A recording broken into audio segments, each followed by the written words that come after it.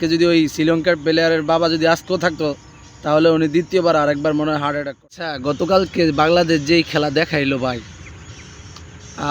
আমি রাত্রে তখন প্রায় যখন আবার দ্বিতীয়বার খেলা দেখা শুরু করি তখন আপনার বাজে 11:30, 11:30 বা 11:20, বাসার সময় আশপাশে ঘুমিয়ে গেছে গা।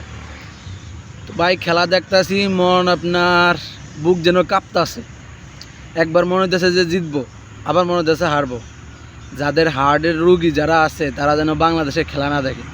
আর আমি ভাই 40 বছরের পরে, আল্লাহ যদি বাঁচারে বেঁচে দেখি, 40 বছরের পরে আর বাংলাদেশে খেলাই দেখবো না। কারণ এখন যে পরিমাণ একটু শক্ত আছি, এমন আসতে 40 বছর পরে বা একটু সামনে এরকম শক্ত নাও থাকতে পারি, হার্টের কোনো ঝামেলা হয়ে যেতে পারে। বাংলাদেশে খেলা দেখানো যাবেই না। বাংলাদেশে খেলা দেখলে আপনার যে কোনো সময় হার্ট অ্যাটাক হতে পারে। আজকে যদি ওই শ্রীলঙ্কার প্লেয়ারের বাবা যদি আজকেও থাকতো তাহলে উনি দ্বিতীয়বার আরেকবার মনে হয় হার্ট অ্যাটাক করতো। এইরকম উত্তেজনা ম্যাচ, খুবই চমৎকার একটি ম্যাচ ছিল। বিশেষ করে সাইফ হাসানের ব্যাটিং, আর হৃদয়ের কথা না বললে নয়।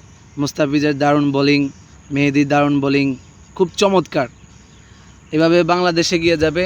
আর হ্যাঁ, যদি এমন হয়, যদি এমন হয় যে বাংলাদেশ সেমিফাইনালে টপকে ফাইনালে গেছে গা, তখন আপনার কাছে কেমন লাগবে?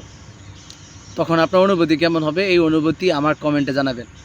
আর হ্যাঁ, বাংলাদেশ দলকে শুভকামনা। আগামী যে ম্যাচগুলো আছে, পাকিস্তান, ভারত, তাদের সাথে আমাদের যে ম্যাচগুলো আছে এগুলো যেন আমরা আরও ভালোভাবে, কঠিনভাবে, বিশেষ করে পাকিস্তানকে আমাদের হারাইতে হবে। অবশ্যই তারা আমাদের পার্শ্ববর্তী দেশ, তাদেরকে অবশ্যই হারাতে হবে। তাহলে আশা করা যায় যে আমরা সেমিফাইনালেও খেলতে পারবো ইনশাল্লাহ। আর একটা ম্যাচ। ধন্যবাদ সবাইকে।